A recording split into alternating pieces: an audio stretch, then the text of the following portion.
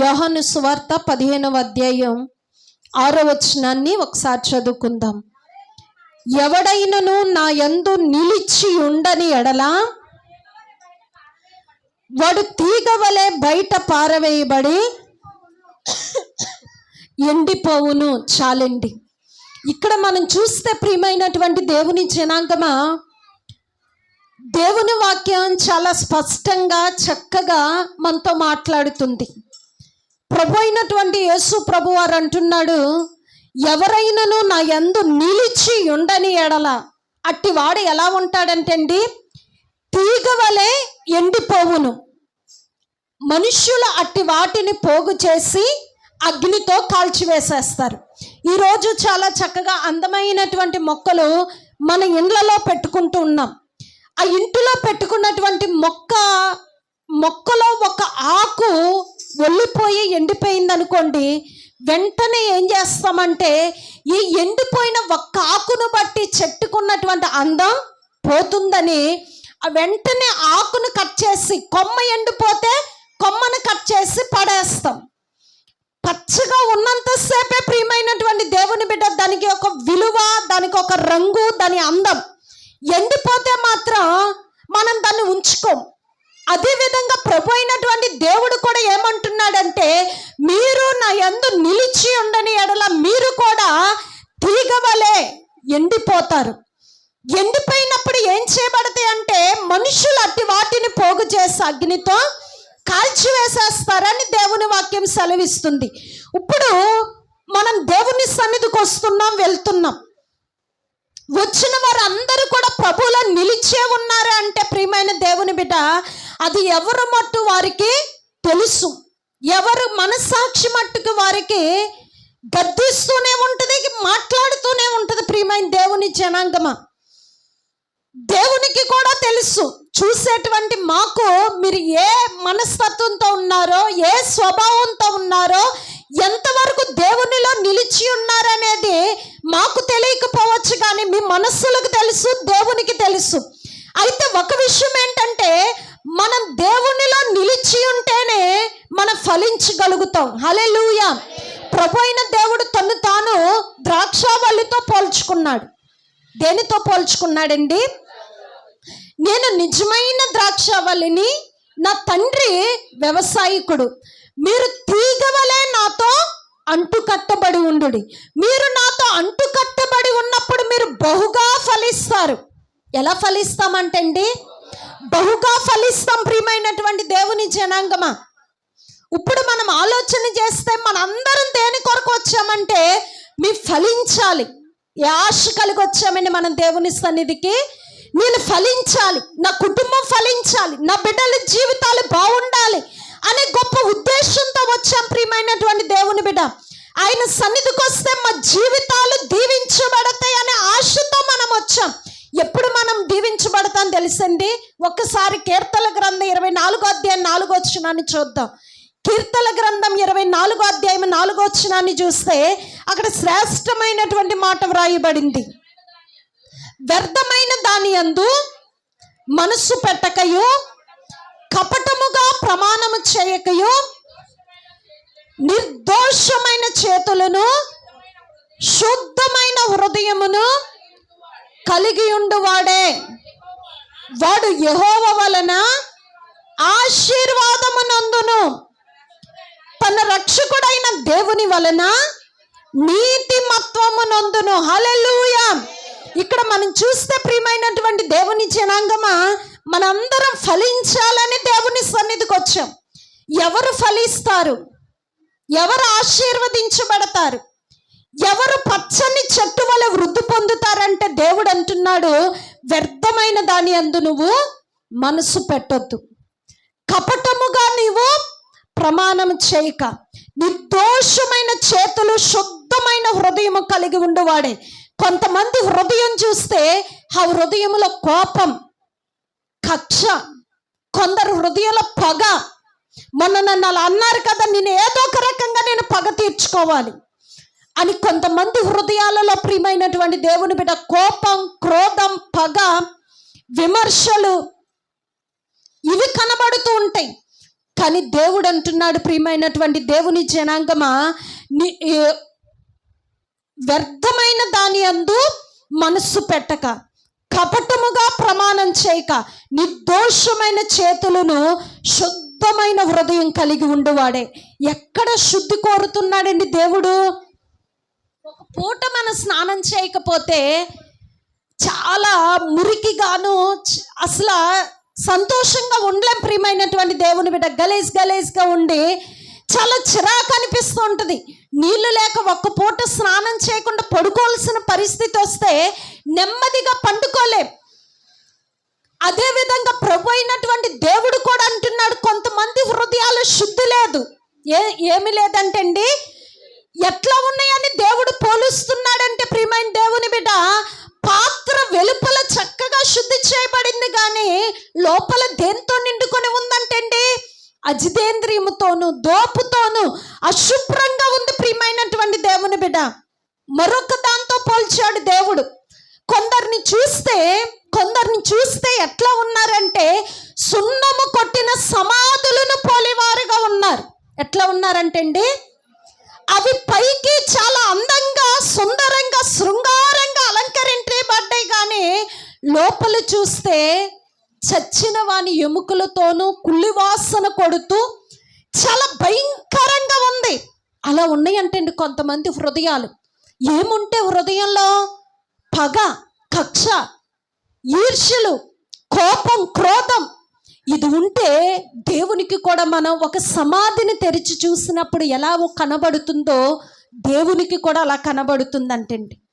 ప్రభు అయినటువంటి దేవుడు ఈ రోజు నాడు మనతో మాట్లాడేది ఏంటంటే, ఆయన అంతరంగమందు సత్యమును కోరుతున్నాడు. ఎక్కడ సత్యాన్ని కోరుతున్నాడండి?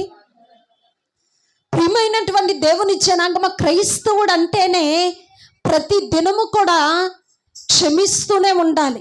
మన ఎదుటి వారు ఎన్నో విషయాల్లో మనల్ని గాయపరిచే మాటలు మాట్లాడొచ్చు, బాధ పెట్టే మాటలు మాట్లాడొచ్చు, అపార్థం చేసుకోవచ్చు, ఎన్నెన్నో ఈ లోకాలు ఎదురవుతుంటాయి. మన పని ఏంటంటే క్షమించేవారుగా ఉండాలి. హల్లెలూయా. యేసుక్రీస్తు ప్రభు గారు గూర్చి ఒక మాట వ్రాయబడింది. హెబ్రీయులకు రాసిన పత్రిక 12వ అధ్యాయం 2వ వచనాన్ని చదువుదాం. హెబ్రీయులకు రాసినటువంటి పత్రిక 12వ అధ్యాయం 2వ వచనం. ఆయన తన ఎదుట ఉంచబడిన ఆనందము కొరకు మనము కూడా ప్రతి భారమును, సిలువుగా చిక్కులు పెట్టు ప్రతి పాపమును విడిచిపెట్టి విశ్వాసమునకు కర్తయు దానిని కొనసాగించువాడునైనా యేసు వైపు చూచుచు మన ఎదుట ఉంచబడిన పందెములో ఓపికతో పరిగెత్తుదుము. హల్లెలూయా. లోకల పరిస్థితులు విసిగించేటట్టు ఉంటాయో ఉండవండి. కొన్ని మార్లు చాలా విసిగిస్తూ ఉంటారు కొంతమంది. వారి మాటల చేత అయినా కావచ్చు, వారు చేసే పనుల చేతనైనా కావచ్చు, వారి ప్రవర్తనను బట్టి అయినా సరే ఏమవుతుంటుందంటే విసుగుదల వచ్చేస్తూ ఉంటుంది. అటువంటి పరిస్థితుల్లో ప్రభు అయినటువంటి దేవుడు ఏమంటున్నాడంటే, ఆయన తన ఎదుట ఉంచబడిన ఆనందము కొరకు అవమానము నిర్లక్ష్య పెట్టి సిలువ శ్రమను సహించి తండ్రి సింహాసనపు కుడిపార్శ్వమందు ఆసీనుడై ఉన్నట్లుగా, ప్రియమైన దేవుని జనాంగమా, ఆ క్రింద మాటలు మనం మరలా చూసినట్లయితే 12వ అధ్యాయం 2వ వచనాల క్రింద ఉంటే, ఆయన ఎదుట ఉంచబడిన ఆనందము కొరకు అవమానము నిర్లక్ష్య పెట్టి సిలువ శ్రమను సహించి దేవుని సింహాసనం యొక్క కుడి పార్శ్వమున ఆసీనుడై ఉన్నారు. మీరు అలసట పడకయు మీ ప్రాణములు విసుకకయుండునట్లు పాపాత్మలు తనకు వ్యతిరేకముగా చేసిన తిరస్కారం అంతయు ఓర్చుకొనిన ఆయనను తలంచుకొనుడి. హల్లెలూయా. ఓపికతో ఈ లోకంలో సహిస్తూ భరిస్తూ, ప్రియమైన దేవుని బిడ్డ, ఆ ప్రభు అయినటువంటి దేవునిని తలంచుకోవాలంటే అండి, ఆయననే ఎందుకు తలంచుకోవాలంటే పాపాత్ములు చేసిన తిరస్కారం అంతా ఆయన ఓర్చుకున్నాడండి. ఏం చేశాడండి? బైబిల్ గ్రంథంలో ఒక మాట వ్రాయబడింది, కొట్టువారికి నా వీపును అప్పగించేశాను, వెంట్రుకలు పెరికివేయి వారికి నా చెంపలను అప్పగించేశాను, ఉమ్మివేయి వారికి, అవమానించు వారికి నా ముఖమును దాచుకోలేదంటున్నాడు యేసయ్య. యెషయా గ్రంథం 50:6 అనుకుంటాం. ఆయన ముఖాన్ని దాచుకోలేదట ప్రియమైనటువంటి దేవుని బిడ్డ. అవమానానికి ఆయన అప్పగించేసుకున్నాడు. అదే విధంగా పౌలు భక్తుడు కూడా రోమా పత్రికలో ఒక మాట అంటున్నాడు ప్రియమైనటువంటి దేవుని జనాంగమా. రోమా పత్రికలో 8వ అధ్యాయాన్ని ఒకసారి తీసుకుందాం. మనము కూడా అప్పగించుకోవాల్సిన పరిస్థితి వస్తుంది. 8వ అధ్యాయము 35వ వచనం. క్రీస్తు ప్రేమ నుండి ఎడబాపు వాడెవడు? శ్రమ అయినను, బాధ అయినను, హింస అయినను, కరువైనను, వస్త్రహీనత అయినను, ఉపద్రవమైనను, ఖడ్గమైనను మనలను ఎడబాపున ఇందును గూర్చి వ్రాయబడినదేమనగా, నిన్ను బట్టి దినమెల్లా మేము వధింపబడిన వారము, వధకు సిద్ధమైన గొర్రెలమని ఎంచబడిన వారము, అయినను మనలను ప్రేమించిన వాని ద్వారా మనము వీటన్నిటిలో అత్యధికమైన విజయమును పొందుచున్నాము. హల్లెలూయా, హల్లెలూయా.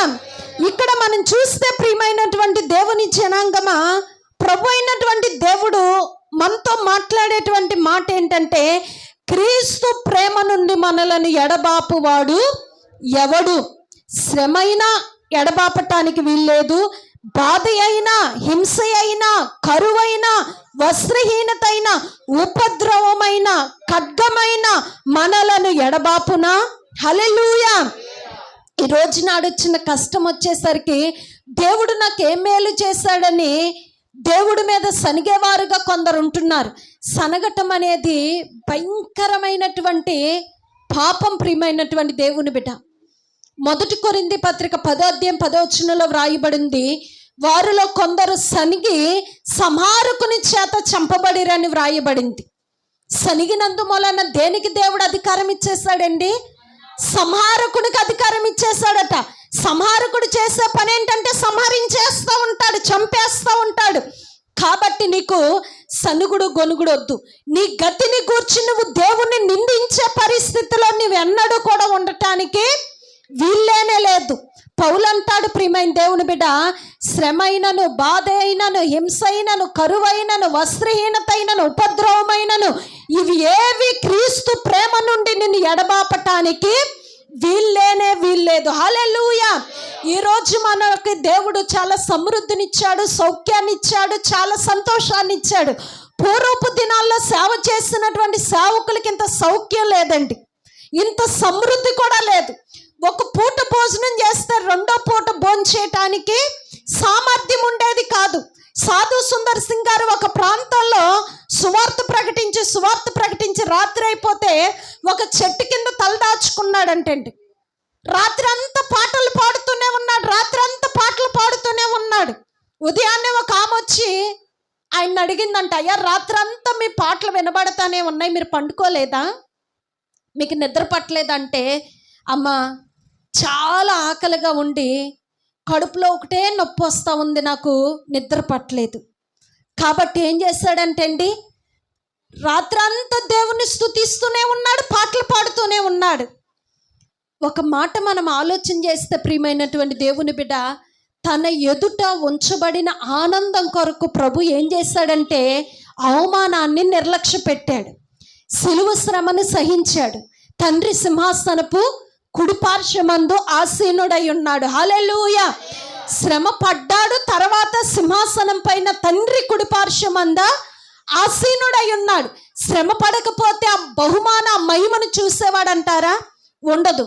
ఇక్కడ కూడా సాధు సుందర్ సింగ్ గారి యొక్క జీవితం ఒక్కసారి మనం వెనక్కి ఆలోచన చేస్తే, ఈ సాధు సుందర్ సింగ్ని ఎప్పుడైతే దేవుడు దర్శించాడో వెంటనే తన చిక్కు మతాన్ని విడిచిపెట్టి యేసుక్రీస్తు ప్రభుకి తన జీవితాన్ని అంకితం చేసేసాడు.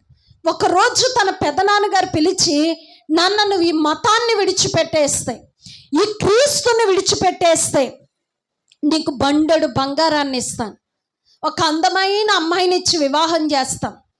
నీకు ఎంత కావాలంటే చెప్పు, అంత ధనాన్ని ఇస్తానని ఒక గదిలోకి తీసుకెళ్ళి ఒక్కొక్క పెట్టి తెరిచి చూస్తే ఆ పెట్టుల నిండా చాలా బంగారం ఉందంటేంటి. పేదవాడంటారా సాధు సుందర్ సింగ్? చాలా ధనవంతుడు. ఇవన్నీ నీకు ఇస్తామంటే ఆల్రెడీ నేను ఆయన్ని ప్రేమించేస్తాను, నా హృదయం అంతా ఆయన ప్రేమతో నిండిపోయింది, ఇక నాలో వీటికి చోటు లేదు పెద్దనాన్నగారు అని తన పెద్దనాన్నంటే ఇంటిలో నుండి ప్రియమైన దేవుని బిడ్డ బయటికి త్రోసేయటం జరిగింది. మన మతం ఏంటి? మన కుటుంబం గౌరవం ఏం కావాలి? నువ్వు ఏదో మనకు తెలియని దేవుణ్ణి తీసుకొచ్చి పెడతానంటున్నావు, నువ్వు మాకు అక్కర్లేదనేసి ఇంట్లోంచి బయటకు త్రోసేయటం జరిగింది. ఇప్పుడు ఈ రాత్రంతా ఆకలితోటి ప్రియమైన దేవుని బిడ్డ ఉండటానికి ఈయనకి ఆహారం తక్కువైందా? తన కుటుంబములు అంటే సర్వ సమృద్ధి ఉందండి, గొప్ప ధనవంతులు. కానీ క్రీస్తు కోసం ఏమైపోయాడండి? వాటన్నిటినీ విడిచిపెట్టేసి, వాటన్నిటినీ కాదు అనుకుని ప్రియమైన దేవుని బిడ్డ యేసయ్యను కట్టుబట్టలతో ప్రభువుని వెంబడించటం మొదలు పెట్టాడు. అన్ని శ్రమలు కాదండి, దేవుని విడిచిపెట్టేస్తాడంటారా? ఎందుకు వచ్చిన బాధలు ఇవి? మరలా తిరిగి నా ఇంటికి వెళ్ళిపోదన్న ఆలోచన వచ్చిందంటారా ఆయనకి? పౌలు ఒక మాట అంటాడేంటి తెలుసండి? 2 కొరింథీ పత్రిక 1వ అధ్యాయం 5వ వచనం అండర్లైన్ చేసుకోండి. 2 కొరింథీ పత్రిక 1వ అధ్యాయము 5వ వచనం చదువుదాం. క్రీస్తు యొక్క శ్రమలు మా యందు ఎలాగూ ఏర్పడుచున్నవో అలాగునే క్రీస్తు ద్వారా ఆదరణయు మాకు విస్తరించుచున్నది. హల్లెలూయా! క్రీస్తు యొక్క శ్రమలు మన యందు ఏర్పడినప్పుడు ప్రియమైనటువంటి దేవుని బిడ్డ ఆయన ద్వారా మనకి ఏం కలుగుతుందంటే ఆదరణ. ప్రియమైన దేవుని బిడ్డ హల్లెలూయా! మనిషి మాట మనకు ఆదరణ కలిగిస్తుంది అంటారా? కొన్ని మార్లు కలిగించదు. దుఃఖము, వేదన, కష్టం మాత్రం మనుషుల మాటల ద్వారా ఈజీగా మనలోనికి వచ్చేస్తాయి. కానీ ఒక వ్యక్తికి ఆదరణ కావాలంటే యేసు వద్దకు వస్తేనే ఆదరణ, యేసు ప్రభు దగ్గరికి వస్తేనే ధైర్యము, ఓదార్పు. హల్లెలూయా! హల్లెలూయా! కాబట్టి ప్రియమైనటువంటి దేవుని బిడ్డ సాధు సుందర్ సింగ్ ఇన్ని శ్రమ, ఇంత కష్టం భరిస్తున్నా సరే ఎట్లా సహించి ఓర్చుకుని భరించాడు అంటే ఆయన యొక్క శ్రమలు మా యందు ఎలాగూ విస్తరిస్తున్నవో అలాగునే ఆ క్రీస్తు ప్రభు ద్వారా మాకు ఆదరణయు విస్తరిస్తుంది అంటున్నాడు. హల్లెలూయా! హల్లెలూయా! ఈ భక్తుల జీవితాలు మనకు ఒక చక్కటి సువాసనగా ఉన్నాయండి. మనం ఆత్మీయ జీవితంలో పడిపోకుండా నిలబడటం కోసం వారి జీవితాలు మనకి చక్కటి మాదిరికరంగా ఉన్నాయి ప్రియమైనటువంటి దేవుని బిడ్డ. కాబట్టి ఈ రోజు నాడు ఎంతటి కష్టం వచ్చినా, ఎంతటి శ్రమ వచ్చినా, ఎంతటి అనారోగ్యం వచ్చినా సనిగే వ్యక్తిగా, గొనిగే వ్యక్తిగా మాత్రం ఉండొద్దు ప్రియమైన దేవుని బిడ్డ. పరీక్షలు వస్తాయి, కొన్ని మార్లు నీ విశ్వాసానికి పరీక్షలు ఉంటాయి. పిల్లలకి ఎగ్జామ్స్ ఎట్లా ఉంటున్నాయో అలానే నీకు కూడా పరీక్షలు ఉంటాయి. వాటిల్లో నీవు గెలవాలి, నీ దేవుణ్ణి గెలిపించాలి తప్ప ఓడిపోకూడదు. నువ్వు ఓడిపోయావా, నా దేవుడు నాకేం మేలు చేయలేదని నువ్వు ఇంటికాడ కూర్చున్నావా, మందిరాన్ని మానేసి, వాడు పక్కపక్క నవ్వుతాడు అపవాది. ఆపద వచ్చినప్పుడు కూడా నువ్వు దేవుని గనపరచు, శ్రమ వచ్చినప్పుడు కూడా నువ్వు దేవుని గనపరచు. ఈ రోజు నేను చేదు అనుభవిస్తున్నాను కానీ దాన్ని దేవుడు మేలుగా మార్చగలడు అనుకుని నువ్వు నమ్మినప్పుడు దేవుడు నీకు మేలు చేస్తాడు. హల్లెలూయా! జకర్యా గ్రంథం 9వ అధ్యాయం 12వ వచనంలో ఒక మాట వ్రాయబడింది. బంధకానములో పడియుండి నిరీక్షణ గలవారులారా మీ కోటలో మరలా ప్రవేశించుడి, రెండంతలుగా మీకు మేలు చేసేదను. హల్లెలూయా! ఏం చేస్తాడంటే అండి, ఎన్నంతలుగా ఎవరికి మేలు చేస్తాడండి? బంధకానములో పడి ఉండి, శ్రమలో పడి ఉండి, అనారోగ్యంతో కొట్టబడుతూ ఉండి కూడా విశ్వాసము, నిరీక్షణ ఎవరైతే కలిగి ఉంటారో వారితో దేవుడు అంటున్నాడు, నేను నీకు రెండంతలుగా మేలు చేస్తాను. హల్లెలూయా! ఆయన నీ యందు దృష్టి ఉంచి నీ నీతికి తగినట్లు నీ నివాస స్థలాన్ని వర్ధిల్లింప చేయగలిగిన వాడు ఎవరు అంటే ఆ ప్రభు అయిన దేవుడు మాత్రమే. ఎవరండి? నీ స్థితిని మార్చగలిగిన వాడు ఎవరు అంటే ఆ క్రీస్తు ప్రభు మాత్రమే. క్రొత్తగా ఒక అన్య కుటుంబం ఒక చోట ప్రార్థన పెట్టినప్పుడు రావటం జరిగింది. వచ్చిన ఒక 2 నెలల్లోనే వారు ఇచ్చిన సాక్ష్యం ఏంటో తెలుసండి. అంతకు మునుపు నేను ఎంత కష్టపడినా, రోజు కూలి పనికి వెళ్తాను, చాలా తెచ్చుకుంటాను, కానీ ₹1 నిలబడేది కాదు. ఏమైపోతుంది నా సంపాదన, ఏమైపోతుంది నా కష్టార్జితం అనిపించేది. కానీ ఈరోజు అప్పుడు ఎలా కష్టపడుతున్నాను, ఇప్పుడు అలా కష్టపడుతున్నాను. అప్పుడు ఎంత తెచ్చుకున్నాను, ఇప్పుడు అంతే తెచ్చుకున్నా, కానీ నా కష్టార్జితం నాకు నిలబడుతుంది. నెమ్మదిగా చాలా సంతోషంగా నా హృదయం ఉంటుందని సాక్ష్యం ఇచ్చాడు. హల్లెలూయా. ఎవరండి? అన్యత్వలో నుండి రక్షించబడినటువంటి ఒక వ్యక్తి. ఎందుకనంటే ప్రియమైన దేవుని జనాంగమా, నీ కష్టార్జితం చిల్లి సంచిలో వేసినట్లుగా కాకుండా దేవుడు నీ చేతుల కష్టార్జితాన్ని నువ్వు అనుభవించేట్టుగా చేస్తాడు ఆయన. హల్లెలూయా, హల్లెలూయా. ఈ ప్రభు అయినటువంటి దేవుడు అంటున్నాడు, నేను ఫలించాలి, నేను వృద్ధి చెందాలి, నేను వర్ధిల్లాలి అంటే ఆయన అనేది ఒకటే, వ్యర్థమైన దాని యందు నువ్వు మనసు పెట్టొద్దు, కపటముగా నీవు ప్రమాణం చేయొద్దు, నిర్దోషమైనటువంటి హృదయము నిర్దోషమైన చేతులు ఆయన ఎదుటి ఎత్తి శుద్ధమైన హృదయము కలిగి ఉండేవాడే అట్టివాడు యెహోవా వలన ఆశీర్వాదము పొందును. హల్లెలూయా. అబ్రహాము వర్ధిల్లాడు, బహుధనవంతుడని పిలువబడ్డాడు. అన్యుడైనటువంటి రాజు అంటాడు అబ్రహాం చూసి, అయ్యా చనిపోయినటువంటి నా భార్యని పాతి పెట్టుకోవటానికి నాకు ఒక భూమిని ఇవ్వండి అని అబ్రహాము అడిగినప్పుడు అతడు ఏమంటాడో తెలుసండి. హేతు కుమారులు, అయ్యా నీవు మా ఎదుట మహారాజువై ఉన్నావు. ఎలా ఉన్నాడంటే అబ్రహాము ఒకప్పుడు దేవుడు పిలవక ముందు ఎట్లా ఉన్నాడంటే, అబ్రహాము ఒంటరి వాడై ఉండగా నేను అతన్ని పిలిచి నేను పెక్కుమంది అగునట్లుగా చేసి తినంటున్నాడు. హల్లెలూయా. ఈరోజు కూడా ఒంటరి అయిన వాడిని 1000 మందిగా చేయవాడు ఎవరు అంటే మన ప్రభు అయిన దేవుడు. హల్లెలూయా, హల్లెలూయా. నేను తరచుగా ప్రార్థనలో దేవుని స్తుతిస్తాను. బంధువుల చేత వెలివేయబడిన గ్రామాన్ని విడిచిపెట్టి వచ్చి నాకెవ్వరూ లేరయ్యా అని ఎన్నో మార్లు ఈ సన్నిధిలో ఏడ్చాను. కానీ ప్రభా ఈరోజు ఒంటరి అయినటువంటి మమ్మును 1000 మందిగా చేస్తావని దేవుని స్తుతిస్తాను. హల్లెలూయా. ఆత్మీయంగా ప్రేమించి పలకరించి పరామర్శించేటువంటి స్వచ్ఛమైన ప్రేమ కలిగిన ఆత్మీయ బిడ్డల్ని, ఆత్మ బంధాన్ని దేవుడిచ్చాడు. ఇది చాలా విలువైనది, ఉన్నతమైనది దేవుని బిడ్డ. కాబట్టి అబ్రహాము అన్య దేశంలో ఎట్లా ఉన్నాడంటే, మహారాజువై ఉన్నావు, ఆ భూమిని నువ్వు కొనటానికి అది నీకు నాకు ఎంత ఉచితంగా ఇస్తాను, తీసేసుకో అంటున్నాడు.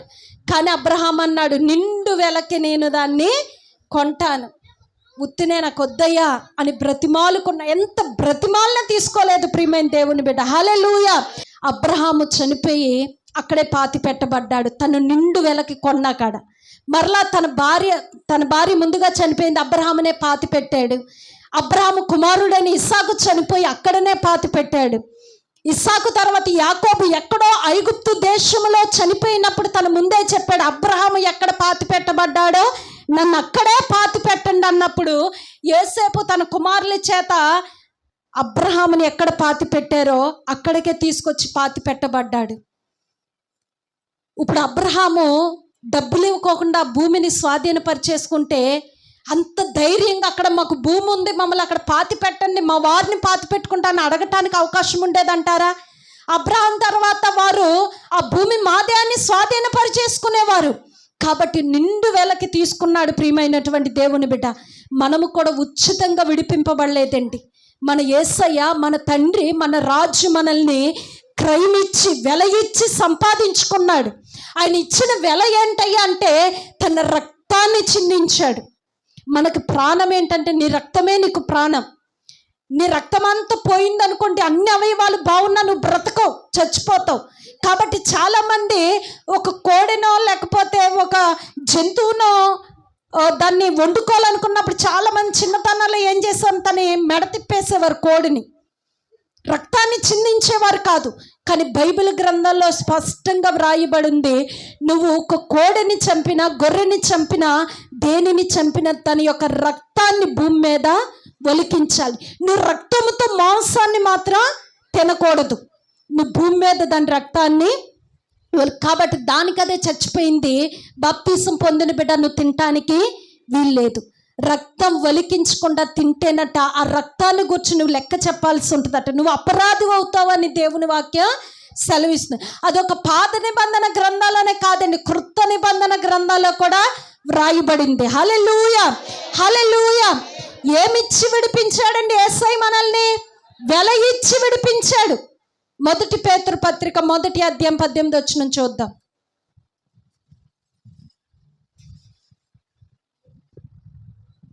మొదటి పేతురు పత్రిక అమ్మా, మొదటి పేతురు పత్రిక 1వ అధ్యాయం 18వ వచనం. పితృపారంపర్యమైన వ్యర్థమైన ప్రవర్తనను విడిచిపెట్టుటకు వెండి బంగారముల వంటి క్షయ వస్తువుల చేత మీరు విమోచించబడలేదు గాని అమూల్యమైన రక్తము చేత, అనగా నిర్దోషమును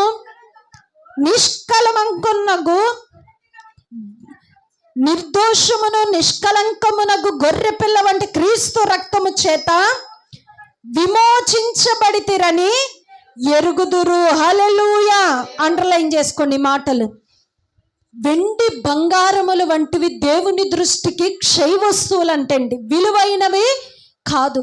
అటువంటి క్షయ వస్తువుల చేత కాదు, కానీ నిర్దోషమును నిష్కల్మషమునగు గొర్రె పిల్ల వంటి క్రీస్తు రక్తము చేత నీ విమోచించబడ్డావు. హల్లెలూయా.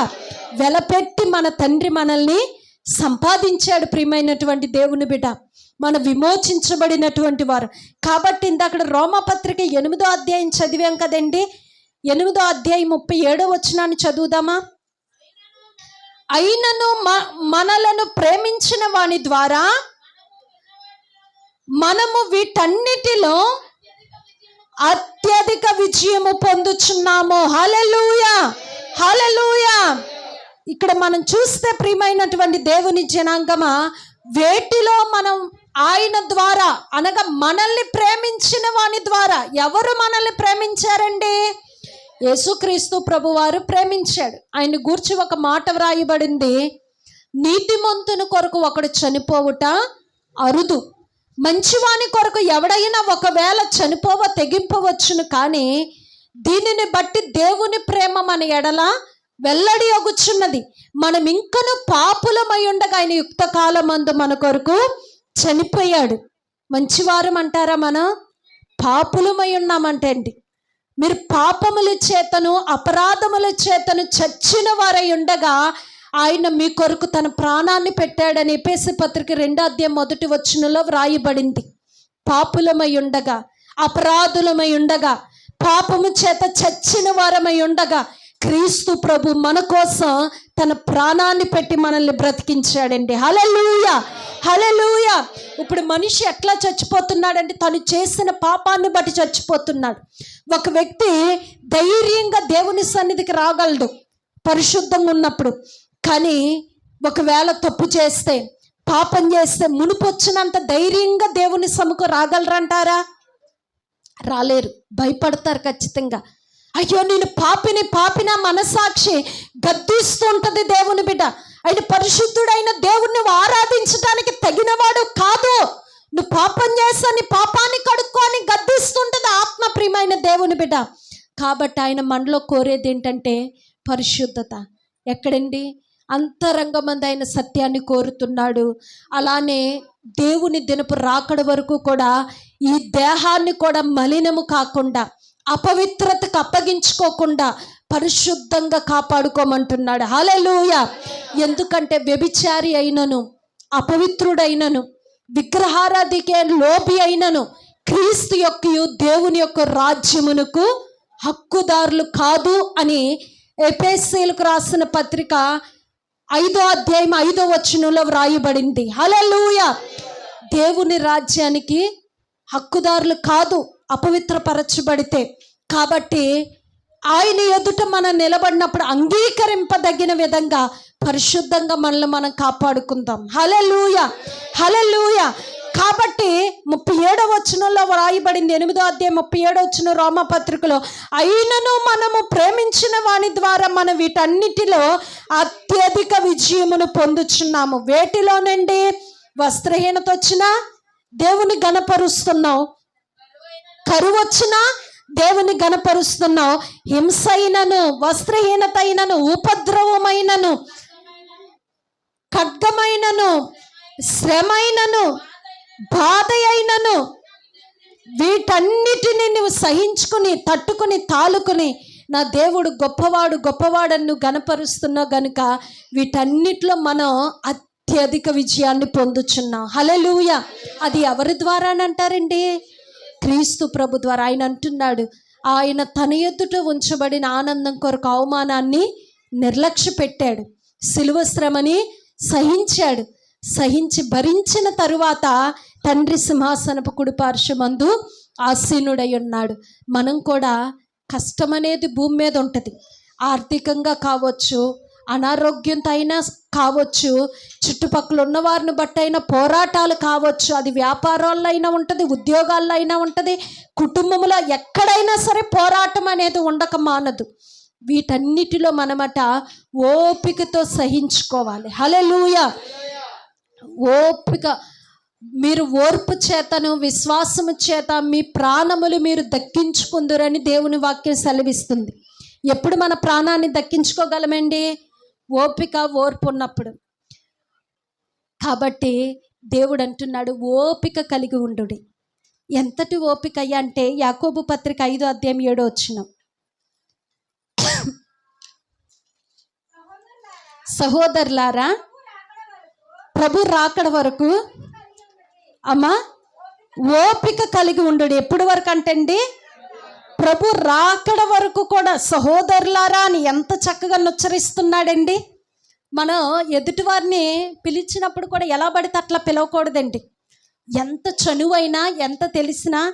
ఈయనకి ఒక స్నేహితుడు ఉన్నాడు, తాలేపల్లి గుడైనా మన క్రిస్మస్కి కూడా వచ్చారు, రాంబాబు అన్నయ్య అని. చాలా కాలం కలిసి పరిచర్య చేశారు, కలిసి తిరిగారు, చాలా స్నేహం. కానీ పాస్టర్ గారు అంటారు, ఇప్పటికి ఎరా ఒరే అని పిలుచుకోవటం వారికి తెలియదంట. ఈ రోజుకి ఆ స్నేహం నిలబడటానికి కారణం ఏంటో తెలుసండి? ఎంత దగ్గరైనా ఒకరిని ఒకరు గౌరవించుకోవటం మానలేదు. ఏంటండి?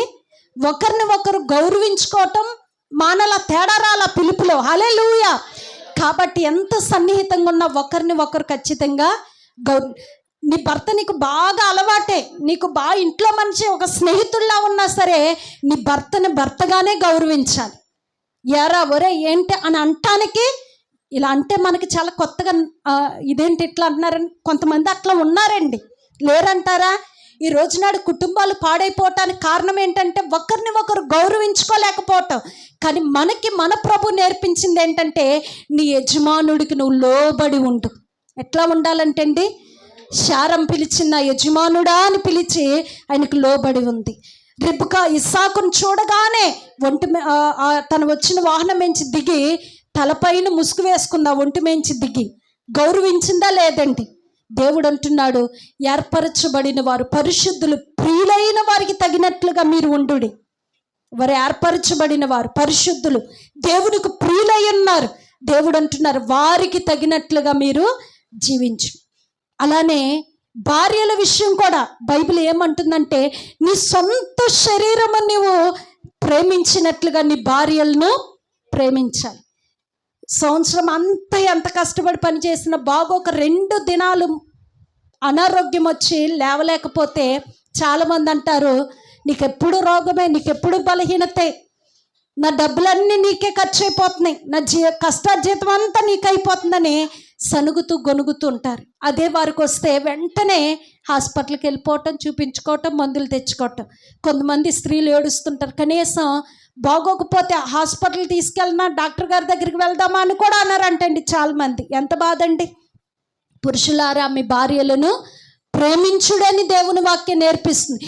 ఒకరిని ఒకరు ప్రేమించినప్పుడు, ఒకరిని ఒకరు గౌరవించినప్పుడే స్నేహాలైనా, బంధాలైనా, కుటుంబమైనా ఎలా ఉంటుందండి? ఆశీర్వాదకరంగా ఉంటుంది. హల్లెలూయా. కాబట్టి ఒకరిని ఒకరు ప్రేమగా గౌరవిస్తూ మాట్లాడదాం. ఇక్కడ కూడా మనం చూస్తే సహోదరులారా అని నొచ్చరిస్తూ ప్రభు రాకడ వరకు ఓపిక కలిగి ఉండుడి.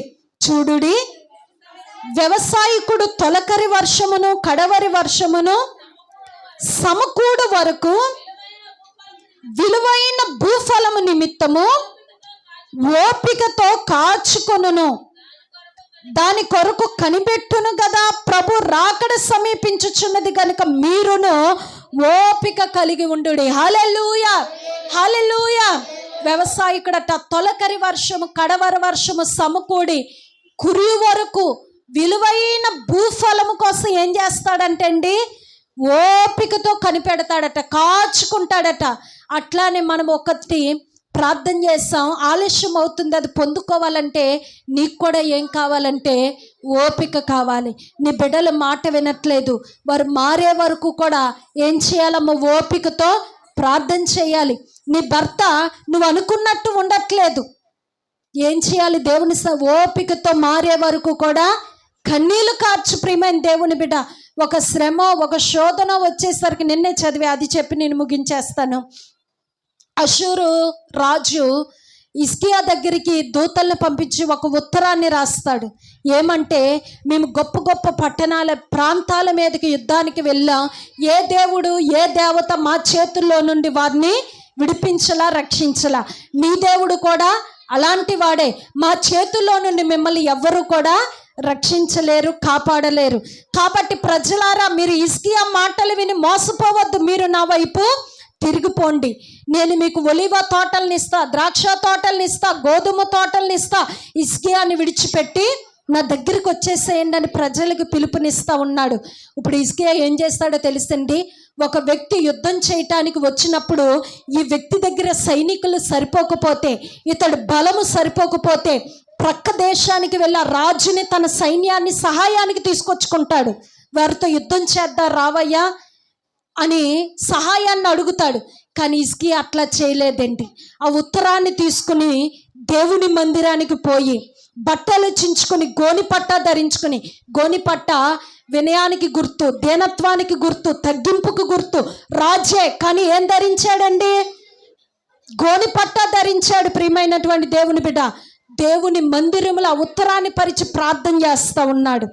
ప్రభా, ఆ రాజుని ఎదుర్కొనే బలము సామర్థ్యం మాకు లేదు, కానీ నీ విడిపించేవాడివి, రక్షించేవాడివి, మమ్మల్ని కాపాడేవాడివి, మేము నిన్ను ఆశ్రయించాం. నా దేశం కంటే గొప్ప గొప్ప దేశాలు పట్టణాల మీదకి వెళ్ళి వారి విజయాన్ని పొందారు, మా చేతుల్లో నుండి వారి దేవుళ్ళు దేవతలు వారిని రక్షించలేదు, మిమ్మల్ని రక్షించలేదు అంటున్నాడు.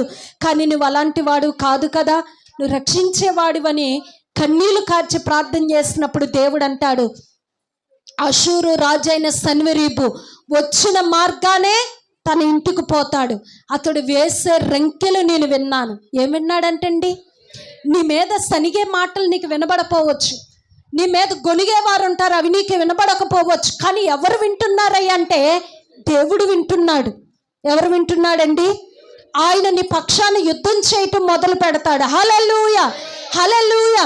అతడు వేసే రంకెలు నేను విన్నాను, నా గేలాన్ని అతడు ముక్కుకు వేసి, నా కళ్యాణి అతడు నోటికి తగిలించి, అతడు వచ్చిన మార్గాన్ని నేను అతన్ని మళ్ళించి వేస్తాను, తన దేశానికి పోయిన తర్వాత అతడు చచ్చిపోతాడని చెప్పాడు. రాత్రికి రాత్రే దేవుడు చేసిన కార్యం ఏంటంటే, దేవుడు మాట వచ్చిన తర్వాత హిజ్కియా ప్రశాంతంగా వెళ్ళి పండుకున్నాడు. చుట్టూ శత్రువులు ముట్టడి వేస్తే నిద్ర పడుతుందంటారా, కంటిమే కునుకొస్తుందంటారా? లేదు. కానీ దేవుడు మాట ఇచ్చాడు, ఇక ఆయన చూసుకుంటాడు, ఈ పని నాది కాదు ఆయనదని ప్రశాంతంగా ఇంటికి పోయి భోంచేసి చక్కగా పండుకున్నాడు. ఆ రాత్రే ఆలస్యమైందంటారా, ఉదయం ప్రార్థన చేశాడు హిజ్కియా, ఆ రాత్రే దేవుడు తన దూతను పంపించి అషూరు దండుపేటలకు పోయి 185,000 మందితో అతడు వచ్చాడు. 185,000 మంది పండుకున్న వారు పండుకున్నట్టే చచ్చిపోయారంటే, మరి ఆ దూత వెళ్ళి ఏం చేసిందో ఏంటో తెలియదు. ఉదయాన్నే అషూరు రాజు లేచి వారిని లేపుతున్నాడు, తొడుతున్నాడు, ఒక్కరు కాకపోతే ఒక్కరు కూడా లేవట్ల, అందరూ చచ్చిపోయి ఉన్నారు. ప్రియమైన దేవుని బిడ్డ, వచ్చిన దారిని పోయి తన గుడిలో అతడు మ్రొక్కుకుంటూ ఉండగా తన కడుపును పుట్టిన కుమారులు వచ్చి అతన్ని చంపేస్తారు. దేవుడి మాట నెరవేర్చబడిందా లేదేంటి? ఎలాగ నా జీవితంలో నా పిల్లల పెళ్ళిళ్ళు ఎలా చేయగలను, నేను ఇల్లు ఎలా కట్టుకోగలను, రాబోయే దినాల్లో ఎలా ఉంటుంది నా జీవితం అనే చింత దిగులు నీకు వద్దు దేవుని బిడ్డ.